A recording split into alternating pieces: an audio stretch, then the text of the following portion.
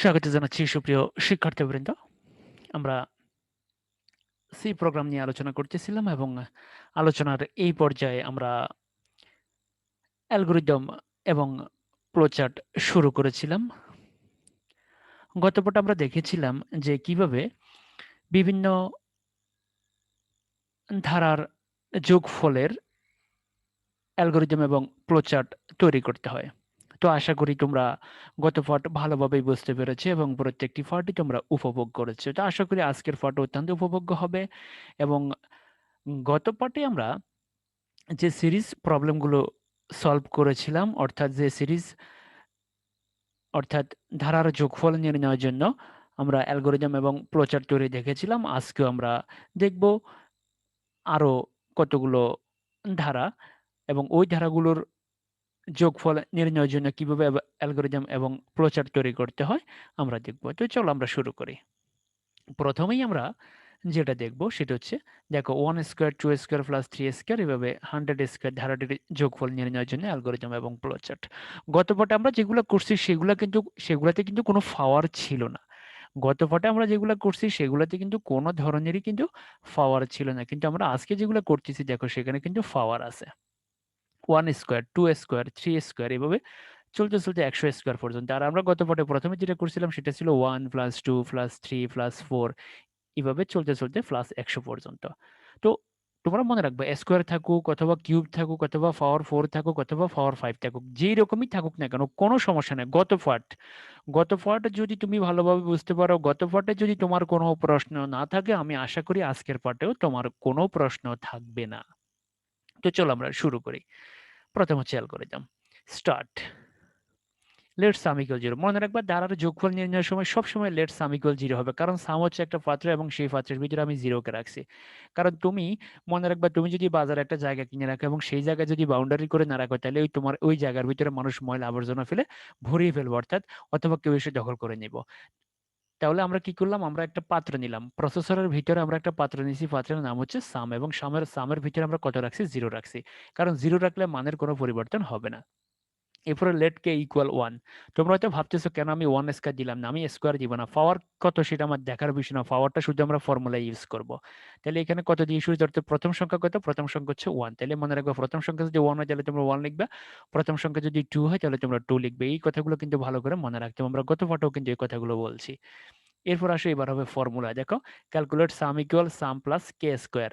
দেখো কেন কে স্কোয়ার, কারণ দেখো এখানে কে ইকুয়াল আমি কত ধরছি 1, এবং 1 এর পরে দেখো স্কোয়ার আছে, এই কারণে কে স্কোয়ার হচ্ছে। যদি কিউব থাকে তাহলে কে কিউব হবে, যদি পাওয়ার 4 থাকে তাহলে পাওয়ার 4 হবে। এই বিষয়গুলো কিন্তু তোমাকে ভালো করে মনে রাখতে হবে। তাহলে পাওয়ার যা থাকবে তাই বসে দিবে। তাহলে সাম ইকুয়াল সাম প্লাস কে ছিল আমাদের গত পাঠে আমরা যতগুলো প্রবলেম সলভ করছি সব জায়গায় ছিল সাম ইকুয়াল সাম প্লাস কে। কিন্তু যদি পাওয়ার থাকে, মনে রাখবা যদি পাওয়ার থাকে, যে পাওয়ার 2 থাকলে তুমি 2 বসাবে, পাওয়ার 3 থাকলে তুমি 3 বসাবে। এই বিষয়গুলো কিন্তু তোমাকে ভালো করে মনে রাখতে হবে।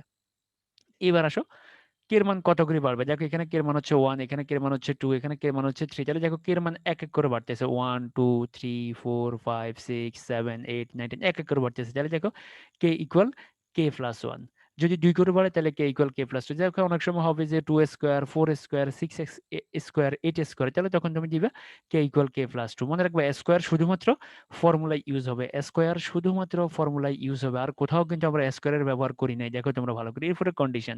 এখন দেখো কে এর মান বাড়তে বাড়তে বাড়তে বাড়তে কত পর্যন্ত যাবে, 100 পর্যন্ত। অর্থাৎ কে এর মান প্রথমে 1, তারপরে 2, তারপরে 3, তারপরে 4, এভাবে চলতে চলতে চলতে চলতে 100 পর্যন্ত যাবো। আমি কিন্তু গত পার্টে একটা প্রবলেম কিন্তু আমরা একবারে প্র্যাকটিক্যালি সলভ করে দেখাইছি তোমাদেরকে, যে 1 2 3 এই তিনটা সংখ্যার যোগফল কিভাবে করা হয় হাতে কলমে, সেটা আমরা দেখিয়েছিলাম গত পার্টটা। প্রয়োজনে তোমরা আবার ভালো করে দেখে নিবে। তাহলে এখানে এখানে হবে, মনে রাখবে সর্বশেষ সংখ্যা কত, 100। তাহলে if k less than equal 100, অর্থাৎ কে এর মান যতক্ষণ পর্যন্ত 100 অথবা 100 এর নিচে থাকবে ততক্ষণ পর্যন্ত কি হবে, সে 4 নাম্বার ধাপে যাবে। 4 নাম্বার ধাপ থেকে সে 5 আসবে, 5 থেকে আবার 6 যাবে। তো কে এর মান যদি 100 থেকে কম হয় তাহলে সে আবার কোথায় চলে যাবে, 4, 4 থেকে 5, 5 থেকে 6, এইভাবে এইভাবে কন্টিনিউ সে কিন্তু এই চারটা ধাপ সে কিন্তু বারবার অতিক্রম করবে। এটাকে বলে লুপিং, অর্থাৎ একই চক্র বারবার সম্পাদন করা, অর্থাৎ একই কাজ বারবার করা। তুমি খাইতে বসছো, যতক্ষণ পর্যন্ত তোমার পেট না ভরে ততক্ষণ পর্যন্ত তুমি খাইবে, অথবা তুমি একটা কাজ করতে বসছো, যতক্ষণ পর্যন্ত তোমার কাজটা শেষ না হয় তুমি ততক্ষণ পর্যন্ত একই ধাপে কিন্তু কাজটা করতে থাকবা। এরপর হচ্ছে এরপর হচ্ছে ফ্রেন্ড সাম, এরপর হচ্ছে স্টপ। তাহলে শুধুমাত্র দেখো আমাদের গত পাঠের সাথে আজকের পাঠের পার্থক্য হচ্ছে আজকের পাঠে স্কোয়ার আছে, গত পাঠে কোনো স্কোয়ার ছিল না। তাহলে স্কোয়ার থাকলে সেটা কি করবো, সেটা শুধুমাত্র ফর্মুলায় বসাবে। তুমি কিন্তু এখানে কখনোই লিখতে পারবে না K equal one square, one square কিন্তু লেখা যাবে না, কে ইকুয়াল লিখতে হবে ওয়ান। মনে রাখবে এটা ভালো করে। এখন আসে ফ্লো চার্ট। তাহলে দেখো স্টার্টের জন্য হচ্ছে কি উপবৃত্ত। আমরা কিন্তু এই যে ফ্লো চার্টে ব্যবহৃত চিত্রসমূহ নিয়ে কিন্তু অনেক আগে আলোচনা করেছিলাম। এগুলো কিন্তু একবারে ফিক্সড, মনে রাখবা। এই ছবিটা ছোট হোক অথবা বড় হোক, তোমাকে কিন্তু স্টার্টের জন্য উপবৃত্ত ব্যবহার করতে হবে। এরপরে দেখো লেট সাম ইকুয়াল 0, এটা কিন্তু প্রসেসিং এর জন্য সবসময় আয়তক্ষেত্র। এরপরে দেখো লেট কে ইকুয়াল 1, এটা হচ্ছে প্রসেসিং এর জন্য আয়তক্ষেত্র। এরপরে আসো calculate sum equal sum plus K square, এটাও প্রসেসিং এর জন্য আয়তক্ষেত্র, মনে রাখবে। এরপরে দেখো calculate K equal K plus 1, এটাও প্রসেসিং এর জন্য আয়তক্ষেত্র। এরপরে দেখো ইফ মানে সিদ্ধান্ত, অর্থাৎ যদি যদি রহিম আসে তাহলে আমি যাব, তুমি যদি খাও তাহলে আমি খাবো, তুমি আমাকে টাকা দিলে আমি তোমাকে কাজটা করে দিতে পারি। তাহলে দেখো সবগুলো কিন্তু শর্ত, অর্থাৎ একটা শর্ত যদি জুড়ে দেওয়া হয়, তুমি যদি ইন্টারমিডিয়েট পাস করো তাহলে তুমি ইউনিভার্সিটিতে ভর্তির জন্য আবেদন করতে পারবে, অর্থাৎ সবকিছু কিন্তু শর্ত সাপেক্ষে। তো যখনই শর্ত থাকবে তখনই আমরা ব্যবহার করবো হীরক। তাহলে ইফ কে কত, কে লেস দেন ইকুয়াল 100। তাহলে দেখো কে লেস দেন ইকুয়াল 100, যদি এই শর্তটা সত্য হয় তাহলে সে কোথায় চলে যাবে, দেখো এটা যদি ট্রু হয়, if k less than equal 100, ধরো সাম equal sum plus K square, যদি ধরো কে এর মান 1, তাহলে 100 থেকে ছোট, তাহলে সেটা এখানে চলে যাবে। এরপরে ধরো কে এর মান 2, তাহলে সে দেখো 2 100 থেকে ছোট, তাহলে সেটা এখানে চলে যাবে। অর্থাৎ শর্তটা যদি সত্য হয় তাহলে সে কোথায় চলে যাবে, 4 যাবে, 4 থেকে আবার 5 আসবে, 5 থেকে সে 6 আসবে, 6 থেকে আবার সে কোথায় চলে যাবে, 4 চলে যাবে, 4 থেকে 5, 5 থেকে 6 আবার সে 4 চলে যাবে, 4 থেকে 5, 5 থেকে 6, এইভাবে যতক্ষণ পর্যন্ত কে এর মান 100 কে ক্রস না করে ততক্ষণ পর্যন্ত সে কিন্তু এই চক্রটা সে কিন্তু ঘুরতে থাকবে। এই যে চক্রটা তোমরা দেখতেছো, এই চক্রটা সে কিন্তু ঘুরতে থাকবে। এবং এটা যদি ফলস হয়, অর্থাৎ কে এর মান যদি 100 থেকে বেশি হয়ে যায়, তাহলে সে কি করবে, সামের সর্বশেষ মানটাকে আমার সামনে নিয়ে আসবে, অর্থাৎ রেজাল্ট প্রিন্ট করবে। এরপরে স্টপের জন্য হচ্ছে কি উপবৃত্ত, মনে রাখবা। এই যে এটা হচ্ছে আউটপুট, প্রিন্ট মনে রাখবা, প্রিন্ট মানে হচ্ছে আউটপুট, প্রিন্ট মানে হচ্ছে আউটপুটের জন্য হচ্ছে সামান্তরিক। এটা মনে রাখবা তোমরা ভালো করে। তো এখন দেখো আমরা যেটা সলভ করব, 1 square 2 square 3 square plus dot dot dot N square ধারাটির যোগফল নির্ণয়ের জন্য অ্যালগোরিদম এবং ফ্লোচার্ট। তো প্রথম হচ্ছে কত, অ্যালগোরিদম। দেখো প্রথম হবে কি স্টার্ট, প্রত্যেকটা অ্যালগোরিদমের শুরুতে তোমরা স্টার্ট দিবে। এরপরে দেখো রিড এন, এখানে কিন্তু এন এর মান আমরা জানি না, তোমরা ভালো করে দেখো, এন এর মান কিন্তু আমরা জানি না, এন এর মান কত, এন এর মান কত। যদি এন এর মান 4 হয় তাহলে সে কি করবে, 1 স্কোয়ার 2 স্কোয়ার 3 স্কোয়ার 4 স্কোয়ার পর্যন্ত যোগ করবে। যদি এন এর মান 5 হয় তাহলে সে 1 square 2 square 3 square 4 square 5 square পর্যন্ত যোগ করবে। যদি এন এর মান 50 হয় তাহলে 1 স্কোয়ার 2 স্কোয়ার 3 স্কোয়ার এভাবে 50 স্কোয়ার পর্যন্ত যোগ করবে। যদি এন এর মান 100 হয় তাহলে 1 স্কোয়ার 2 স্কোয়ার 3 স্কোয়ার এভাবে 100 স্কোয়ার পর্যন্ত সে যোগ করবে। এই কারণে এখানে আমরা রিড আনতেছি, কিন্তু আগে আমরা যেটা করছি সেখানে কিন্তু ডাইরেক্ট 100 পর্যন্ত ছিল। এই কারণে আমরা কিন্তু সেখানে কোনো রিড ব্যবহার করিনি, এখানে কিন্তু আমরা রিড ব্যবহার করছি। তাহলে এখানে কিন্তু অর্থাৎ ইনপুট তোমাকে কিবোর্ডের মাধ্যমে দিতে হবে। এরপরে দেখো আগের মতো সাম ইকুয়াল 0, সাম হচ্ছে একটা পাত্র, সেই পাত্রের ভিতরে তোমরা অলওয়েজ 0 রাখবা, 0 ছাড়া অন্য কোনো কিছু রাখা যাবে না। এরপরে দেখো লেট কে ইকুয়াল 1, কেন কে ইকুয়াল 1, কারণ প্রথম সংখ্যাটা কত, প্রথম সংখ্যাটা হচ্ছে 1, যদি স্কোয়ার আছে, স্কোয়ার থাকলে তোমরা সেটা বিবেচনা করবে না, এখানে শুধুমাত্র পাওয়ারটা ফর্মুলায় গিয়ে বসায় দিবা। এরপর আসো calculate sum equal sum plus K square, মনে রাখতে হবে sum equal sum plus K square. যেহেতু এখানে স্কোয়ার আছে তাহলে তুমি স্কোয়ার দিবা, যদি এখানে কিউব থাকে তাহলে তুমি এখানে কিউব দিবা, যদি এখানে পাওয়ার 4 থাকে তাহলে তুমি এখানে পাওয়ার 4 দিবা। এই বিষয়টা কিন্তু তোমরা খেয়াল রাখবা। এরপর আসো শর্ত, কত পর্যন্ত যাবে। এরপরে দেখো শর্তের আগে কের মান এক এক করে বাড়বে। দেখো এখানে 1, এখানে 2, এখানে 3, এখানে দেখো কের মান এক এক করে বাড়তেছে। তাহলে কের মান যত করে বাড়ে সেটা তুমি দিয়ে দিবা। তাহলে কের মান 1 করে বাড়লে 1 দিবা, 2 করে বাড়লে 2 দিবা, 3 করে বাড়লে 3 দিবা। তাহলে কে ইকুয়াল কে প্লাস 1। মনে রাখবে এখানে কিন্তু স্কোয়ার হবে না, স্কোয়ার শুধুমাত্র মূল ফর্মুলায়।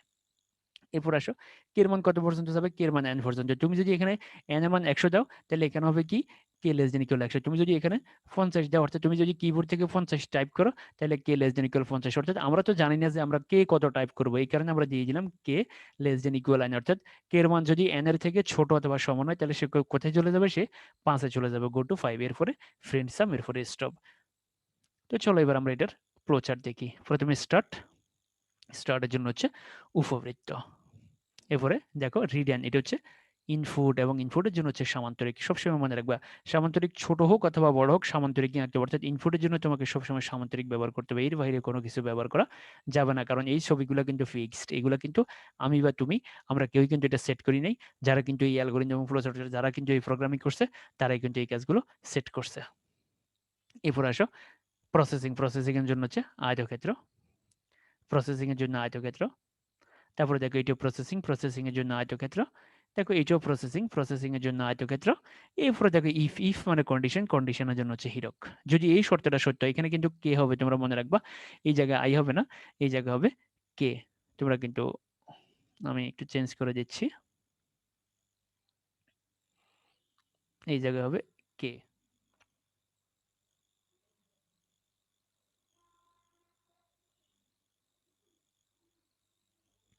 K less than equal N. তাহলে কে লেস দেন ইকুয়াল, কে এর মান যদি এন থেকে ছোট এবং এটা যদি সত্য, তাহলে সে কোথায় চলে যাবে, সে এখানে চলে যাবে। যতক্ষণ পর্যন্ত কের মান এন কে ক্রস না করে, কের মান এন কে ক্রস না করে, ততক্ষণ পর্যন্ত কিন্তু এই চক্রটা এভাবে ঘুরবে, সেইভাবে ঘুরবে, এভাবে যাবে, এভাবে আসবে, এভাবে কিন্তু সেই কাজটা করতে থাকবে। তাহলে ধরো কের মান, তুমি ধরো এন এর কিবোর্ড থেকে টাইপ করছো 4, তাহলে দেখো এই, যেমন যদি 1 হয় তাহলে 1 4 থেকে ছোট, তাহলে সে এখানে চলে যাবে, আবার এভাবে আসবে, আবার এখানে আসবে। এরপরে ধরো কের মান 2 হবে, কের মান 2 এবং এটা 4 থেকে ছোট, তাহলে সে এখান থেকে এখানে চলে আসবে, আবার এখানে আসবে, আবার এখানে আসবে। এরপরে কের মান আরো এক বাড়বে এবং 3 হবে, 3 ও 4 থেকে ছোট, তাহলে সে এখানে যাবে, এখানে আসবে, আবার এখানে আসবে। এরপরে কের মান আরো এক বাড়বে, কের মান হবে 4, 4 কিন্তু 4 এর সমান, এই জন্য সে কোথায় চলে যাবে, এখানে চলে যাবে, তারপরে এখানে আসবে, তারপরে এখানে আসবে। এরপরে ধরো কের মান আরো এক বাড়বে, কের মান হয়ে যাবে 5, 5 কিন্তু 4 থেকে বড়, তাহলে সে কিন্তু আর উপরের দিকে যাবে না, সে কিন্তু এখন নিচের দিকে চলে যাবে। অর্থাৎ ফলস হলে কি হবে, সে সামকে প্রিন্ট করবে। এবং প্রিন্ট হচ্ছে মনে রাখবা আউটপুট, আউটপুটের জন্য সামান্তরিক। তোমরা দেখো এটা হচ্ছে ইনপুট, ইনপুটের জন্য সামান্তরিক এবং আউটপুটের জন্য সামান্তরিক। প্রসেসিং এর জন্য আয়তক্ষেত্র, এগুলো সব প্রসেসিং। আর এটা হচ্ছে শর্ত, শর্তের জন্য হচ্ছে হীরক। এরপর হচ্ছে শেষ, স্টপ, স্টপের জন্য হচ্ছে উপবৃত্ত। তাহলে তোমাকে কিন্তু এই ছবিগুলো ভালো করে দিতে পারে। তোমরা তো পুরো, তোমাদের পুরো ফেজটা আরো বড়, তোমরা এটা কিন্তু নিচে নিচে দিয়ে দিবে, যেহেতু আমার নিচে লেখার জায়গা নেই, এই কারণে আমি এটাকে ফাঁসে টেনে দিয়ে দিচ্ছি। নাহলে তোমরা এই ছবিটাকে এই অ্যারোর নিচে দিয়ে দিবা। তোমরা কিন্তু বিষয়টা ভালো করে খেয়াল রাখবা, আমার এখানে জায়গা নাই বিধে আমি এটাকে টেনে এইভাবে দেখিয়ে দিছি। তো তোমাদের যে বিষয়টা ভালো করে মনে রাখতে হবে সেটা হচ্ছে, যখন স্কোয়ার থাকবে, তোমরা স্কোয়ার থাকলে যে ভুলটা করে ফেলো, তোমরা এখানে লিখে ফেলো কে ইকুয়াল 1 স্কোয়ার। মনে রাখবে 1 স্কোয়ার কিন্তু লেখা যাবে না, তোমাকে লিখতে হবে 1। আমরা কিন্তু ফর্মুলাতে স্কোয়ার দিয়ে দিয়েছি, অর্থাৎ আমরা স্কোয়ারটা এক জায়গায় দিয়ে দিছি। এই কারণে আমরা এখানে কে এর মান 1, যখন কে এর মান 1 হবে তখন আমরা এখানে হিসাব করবো 1 স্কোয়ার, যখন কে এর মান আরো এক বাড়বে তখন এখানে হিসাব করবো 2 স্কোয়ার, যখন কে এর মান আরো এক বাড়বে তখন আমরা হিসাব করবো 3 স্কোয়ার। তাহলে দেখো সবগুলো কিন্তু চলে আসবে। এই কারণে শুধুমাত্র আমরা ফর্মুলায় চেঞ্জ করবো, বাকি সবকিছু যেভাবে আছে আমাদের আগের মতোই চলবে। তোমরা কিন্তু এই বিষয়গুলো ভালো করে মনে রাখবা। এখন আসলে আমরা যেটা করব, 1 থেকে 100 পর্যন্ত বিজোড় সংখ্যাগুলোর যোগফল নির্ণয়ের জন্য অ্যালগরিদম অফ প্রসার। 1 থেকে 100 পর্যন্ত বিজোড় সংখ্যাগুলো, তার মানে 1 3 5 7 9 11 13 15, এই সংখ্যাগুলোর যোগফল আমরা বের করার জন্য অ্যালগরিদম অফ প্রসার দেখব। আসো শুরু করি আমরা, স্টার্ট। এরপরে লেট সাম ইকুয়াল 0। সাম হচ্ছে একটা পাত্র, তার ভিতরে আমরা সবসময় 0 রাখবো। এরপরে দেখো কে ইকুয়াল 1, যেহেতু 1 থেকে শুরু। এরপরে calculate sum equal sum plus K, এখানে কোনো স্কোয়ার হবে না, কারণ এখানে 1 থেকে 100 পর্যন্ত বিজোড় সংখ্যাগুলো, অর্থাৎ 1 3 5 7 এইভাবে।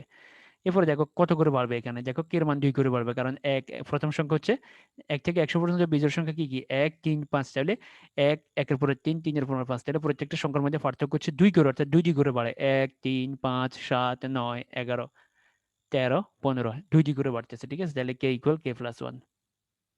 এরপরে দেখো কে এর মান বাড়তে বাড়তে কত পর্যন্ত যাবে, বাড়তে বাড়তে বাড়তে বাড়তে 100 পর্যন্ত যাবে, যেটা আমাদেরকে বলে দিয়েছে 100 পর্যন্ত। তাহলে দেখো 100 পর্যন্ত যাবে। এরপরে প্রিন্ট, দেখো এই শর্তটা যদি সত্য, তাহলে সে কোথায় যাবে, সে 4 যাবে। এরপরে প্রিন্ট সাম, এরপরে স্টপ।